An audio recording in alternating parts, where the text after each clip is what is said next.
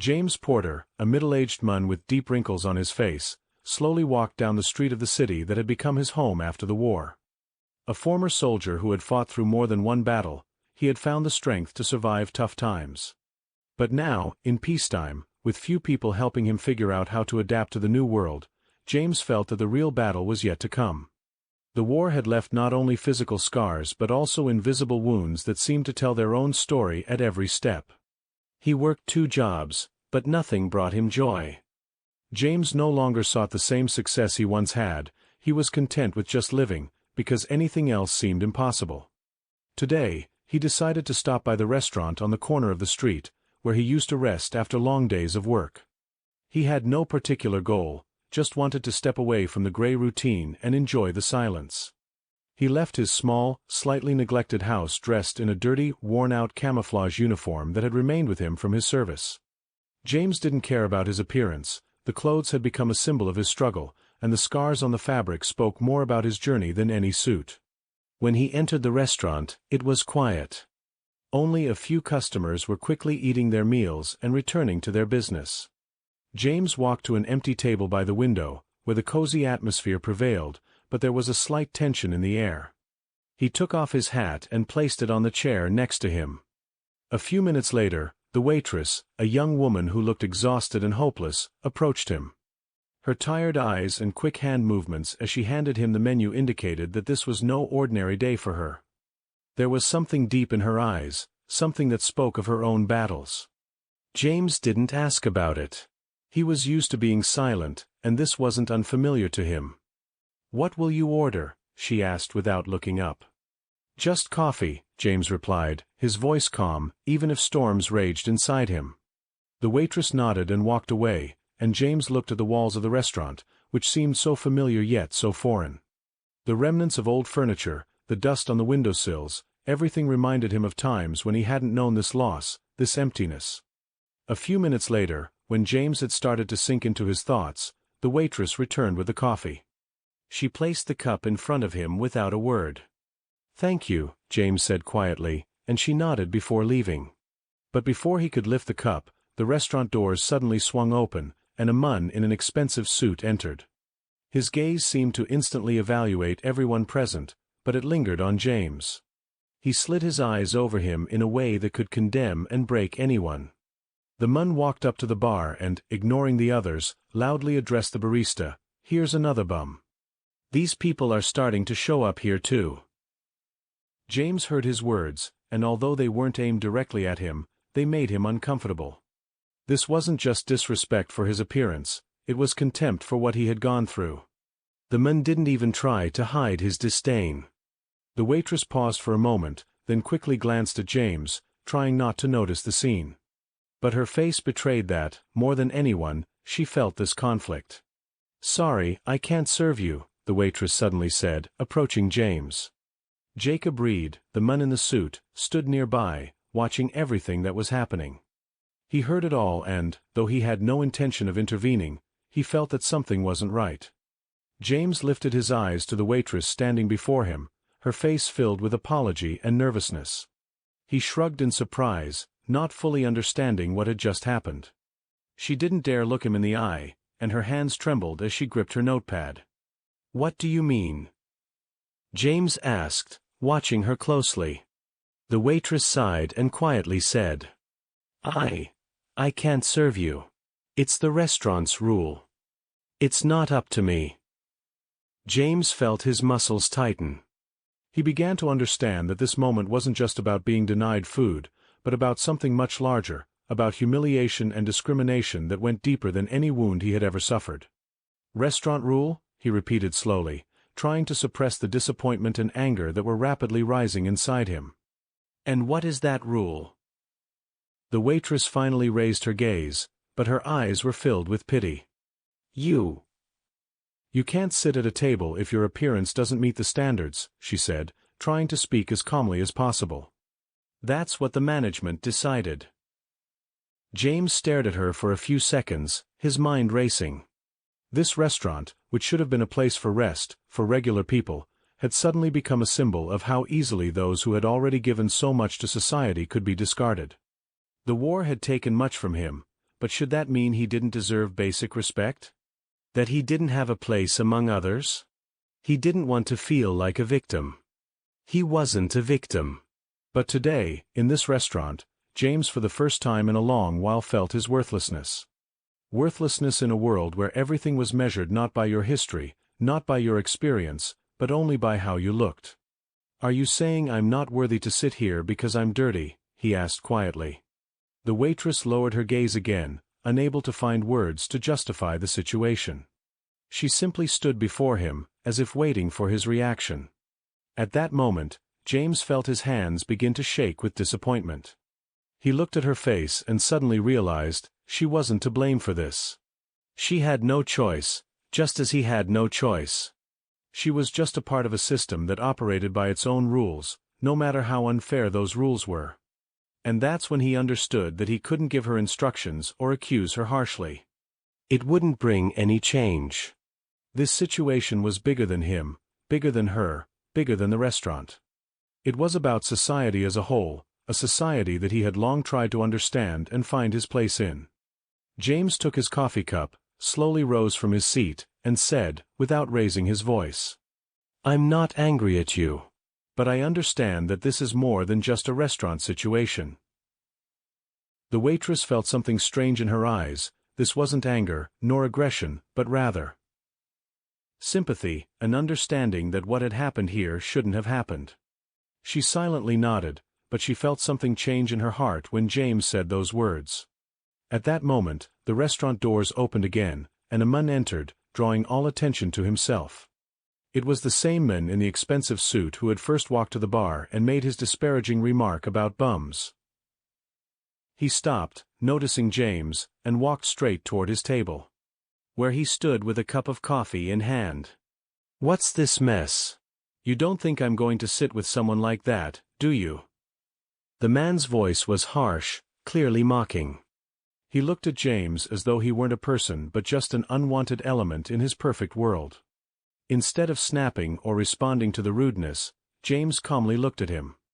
"No, I don't think so," he said quietly.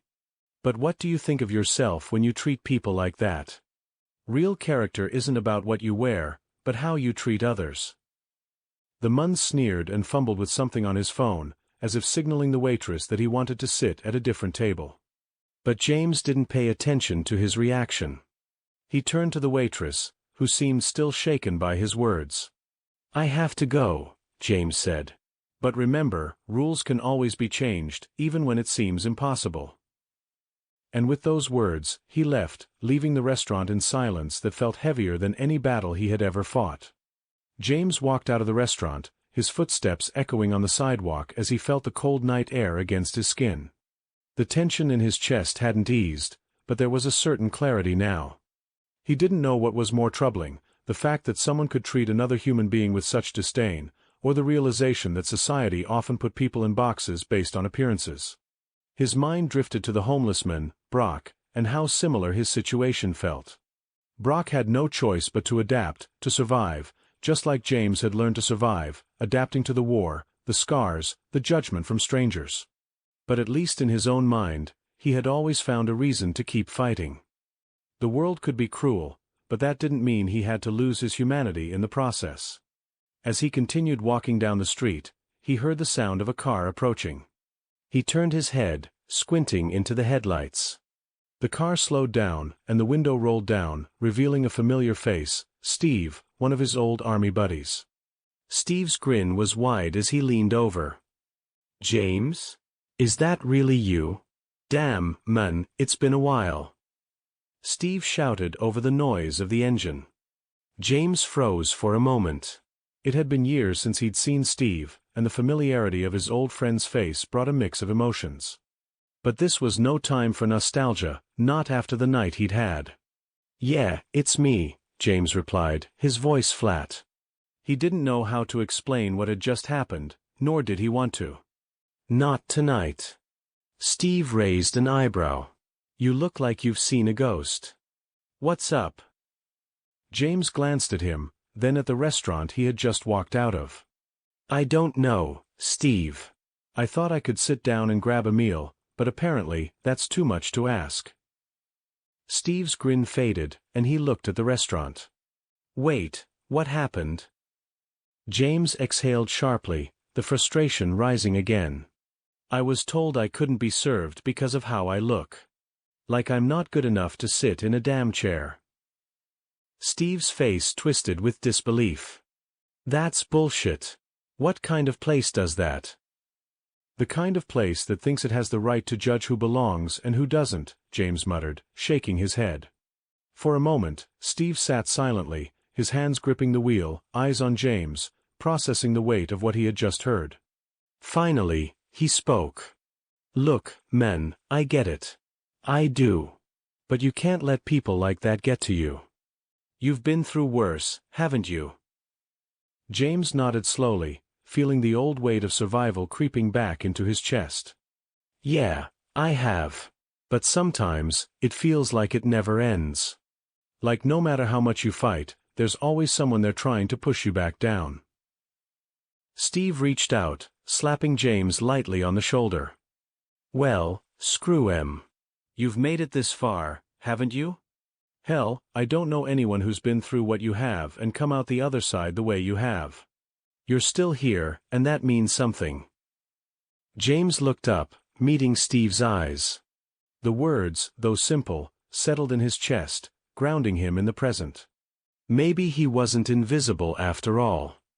Maybe he was just tired of fighting battles that weren't his. He let out a breath, his posture loosening slightly. Thanks, Steve, he muttered. Steve smiled again, slapping the wheel with his hand. Anytime, man. Get in. I'll give you a ride. We'll find somewhere better to eat. James hesitated for a moment but then nodded. All right, let's go. As he climbed into the car, the weight of the evening slowly began to lift. The city lights streaked past as Steve drove, the engine humming steadily beneath them. It wasn't a perfect solution, and it wasn't a perfect night. But for the first time that evening, James felt something close to peace. At least for now, he wasn't alone in this. And maybe that was enough. As they drove through the city streets, the hum of the car engine was the only sound filling the silence between them. James stared out the window, watching the blur of passing lights. His mind wandered, thinking about what had just happened, replaying the moment again and again in his head. The injustice, the sting of rejection, it all felt like too much to bear. But in that car, with Steve beside him, something shifted.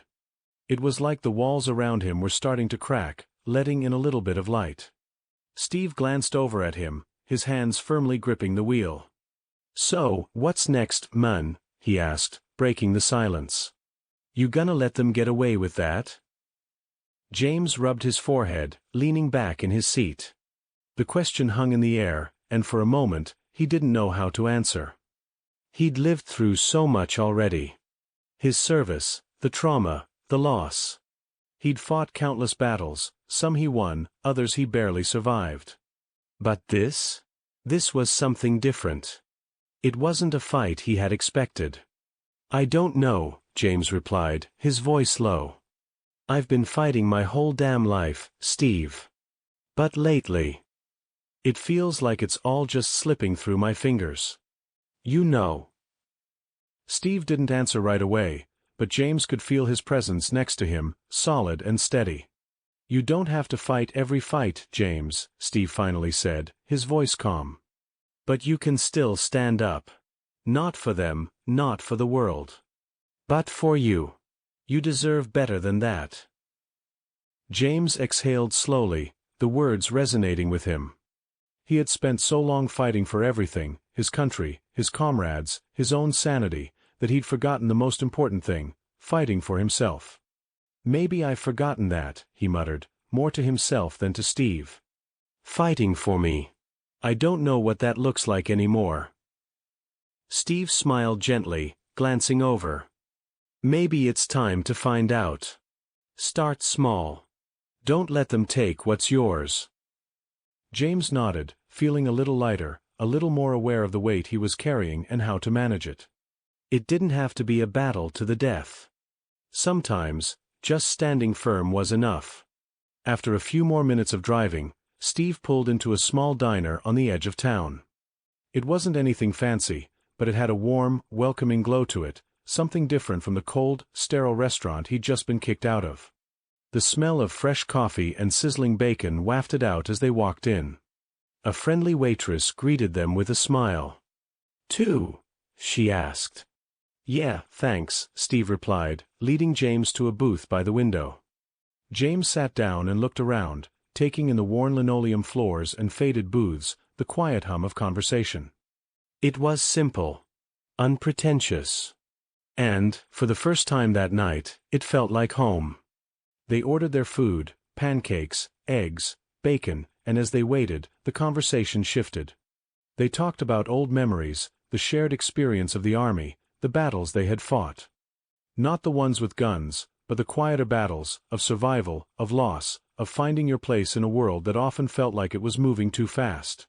And then, just as their food arrived, the diner's door opened with a jingle, and a man walked in. James didn't think much of it at first, but then the man's eyes met his. He was a little older than James, with a rough, weathered face. His clothes were ragged, his shoes worn. But there was something in his gaze that felt familiar, something that made James freeze for a split second. The man walked toward the counter and took a seat, glancing at James and Steve before lowering his head. James couldn't shake the feeling that he had seen this man before. He felt a tug in his chest, a strange connection, but he couldn't place it. "Know him?" Steve asked, noticing the way James was looking at the man. James shook his head slowly. "I don't know. But something about him. I feel like I've seen him somewhere." Steve glanced over. "Maybe you've crossed paths at the VA or a shelter?" James nodded, but he couldn't stop staring. The man looked lost, in a way that James couldn't quite explain. There was a sadness there, a deep kind of loneliness, that seemed to echo his own struggles. The waitress brought their food, and they dug in, but James kept one eye on the man. Every so often, their eyes met, and James felt an unspoken understanding pass between them. It wasn't until the man stood up to leave that James couldn't stay silent any longer. He looked at Steve and then back at the man, standing by the door, coat in hand. "I'll be right back," James said, standing up abruptly and walking toward the counter. The man paused, looking up at James with a wary expression. James stopped a few feet away, unsure of what to say. I think I know you," James finally said, his voice unsure. The man's brow furrowed, and for a moment, they stood in silence, sizing each other up. Then, the man's face softened slightly, as if recognizing something in James. "You were in the service, too?" the man asked, his voice rough. James nodded. "Yeah, I was. Not sure where you served, though. But I think we've crossed paths before." The man's eyes flickered with something, recognition, pain, maybe even regret. "A lot of us don't make it out the same," he muttered, his voice distant. James nodded slowly, understanding more than he wanted to. He felt the weight of those words, the unspoken truth that sometimes, the scars of war didn't fade, they just shifted. "Take care of yourself," James said, his voice quieter now. The man gave a small nod, then turned to leave, disappearing into the night. James stood there for a moment longer, his thoughts swirling. He didn't know what had just happened, who that man was, or what their brief exchange meant. But he knew one thing for sure: sometimes, the smallest encounters could remind you of who you were, and who you still had the power to become. James returned to the booth, his mind still lingering on the man at the counter. He sat down without saying a word, his eyes distant as he stared out the window. Steve looked at him with concern, sensing that something had shifted. "You good?" Steve asked, his voice steady but full of curiosity. James didn't respond right away. He took a deep breath, the weight of the night pressing on him. Finally, he nodded slowly, his eyes meeting Steve's. "Yeah," he said, his voice quieter this time. "I'm good. Just. I don't know. That guy, he reminded me of something. Of how much we've all lost, and how hard it is to keep moving forward when everything feels broken." Steve's expression softened, understanding more than words could convey. They'd both been through things no one should ever have to experience. They both knew the struggle of finding your way back after the world had turned its back on you. For a moment, neither of them spoke. The diner hummed with the quiet conversations of the few patrons scattered around, but it felt like the whole world had paused for just a moment to let them breathe. Then James broke the silence, his voice stronger now. "I guess we don't always get to choose the battles we fight. But we can choose what we do after they're over." Steve gave a small smile, a silent acknowledgement of the truth in those words. "Yeah. We do what we can. And we keep going." James nodded, the sense of calm beginning to settle over him. There was still a long road ahead, but for the first time in a while, he felt like he wasn't facing it alone. There were still battles to be fought, but there was also the possibility of peace, of finding a way to live with the scars and make something of it. As they finished their meal in quiet companionship, James realized that life wasn't about the battles you fought, it was about how you chose to live after the dust had settled. And in that moment, with Steve beside him and the distant hum of the world going on around them, he knew that whatever came next, he was ready.